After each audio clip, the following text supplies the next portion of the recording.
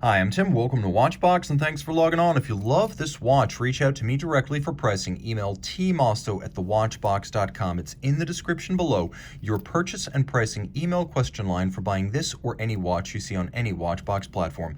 tmosso@thewatchbox.com. Today, we're discussing a model launched in 2019 that represents the latest in the traditional automatic winding mainstream Royal Oak collection. So it's not as petite or as delicate as the Jumbo, and that's inside and out. This is the Royal Oak Automatic 15500OR.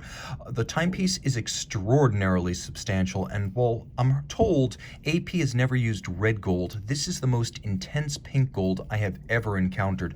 The watch is 41 millimeters in diameter, measuring 10.7 millimeters thick. Lug to lug, it is 50.4 millimeters, but if you include these end links, which rigidly span a little bit further across the wrist, the absolute distance across the wrist is 52.4 millimeters.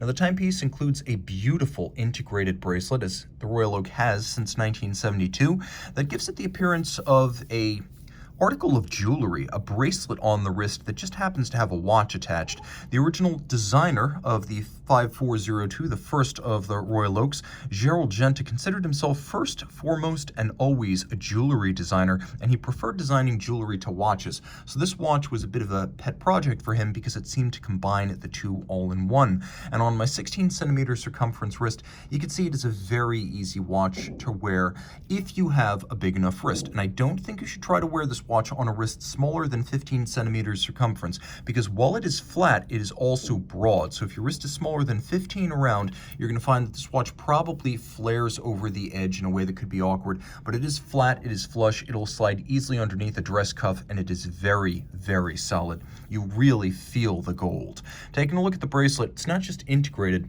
Like the case itself, it's hand finished. So you have this lovely transitional bevel that flows down the flanks, satination over the top. You can see that the intermediate links are polished on their ends, and this is only obvious when you roll them through the light. So there's fine hand finishing here where you'll rarely even see it. The tolerances are such that though you can see the taper, you really can't feel the step down from link to link. So this is a remarkably constructed artisanal product to have tolerances like that. As you can see, the Royal Oak still uses removable links fixed by screws, unlike the Nautilus and the Aquanaut, which have gone to pin sleeves. That's a retrograde move. This allows you to size the bracelet easily at home, and it's also the higher quality way, more expensive way to make a bracelet.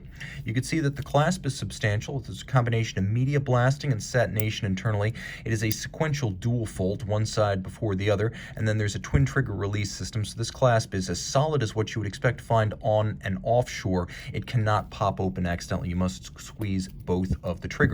The bracelet takes between 9 and 11 hours to finish by hand, and that's before we get to the case. Now, you can see the Royal Oak has always featured an intriguing combination of curves and creases. You can see the case band with the character lines from the bezel continuing through the mid case and then through the case back, satination along the flank. There's a diminishing polished bevel along the side of the lug hood and then the case band, shrinking at the midsection, and there's a hairline expression of the bezel gasket.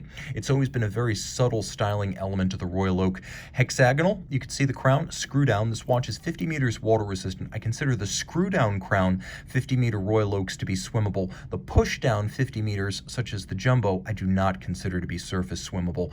You can see why the crown is hexagonal. The white gold bolts inside the bezel are themselves hexagonal, but the bezel is a rounded octagon. The original Royal Oak bezel, inspired by a vintage diving helmet. Now we get inside the dial. AP logo, indices, as well as hands are rose gold to resist oxidation and tarnish over time. The dial is the Grande Tapisserie. It is the large hobnail dial. These are cut with a 19th century pantograph lathe, which is a mimicry engine. Critically, since 2012, this has been done in-house at Audemars Piguet, so they now pantograph cut their own dials. You can see that the date disc is the same color as the dial, which is galvanized black for an intense contrast between red case and black dial. Flip it all over, and we have what was new for 2019, caliber 4302. It's a manufacturer Audemars Piguet movement that at over 34 millimeters is bigger than the previous caliber 3120. It also has more power reserve. This one now is 70-hour power reserve versus the previous 60. It also has a higher beat rate for potentially better accuracy, now 28,800 vibrations per hour. It features hacking seconds, which is stop seconds to set the watch against a reference time, and it also features a quick set date so you can rapidly reset the date should the watch run down or encounter an irregular length month.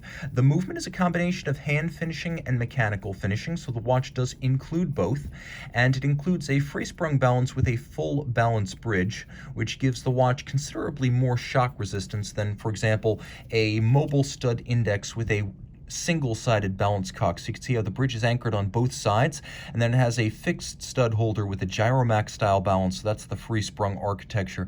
As I mentioned, it is a combination of hand finishing and mechanical finishing. The 32 jewel movement finished to a high standard, very similar to what you'll find on watches from Jaeger-LeCoultre as well as Moser, H. Moser and C. So it's up among some of the best. This is an outstanding watch. It uses a bidirectional winding system with ceramic rotor bearings for a combination of efficiency and smooth winding action, and as you can see, beautiful from the outside in. Reach out to Team Mosso at thewatchbox.com for purchase and pricing details. Back with the Royal Oak in rose gold.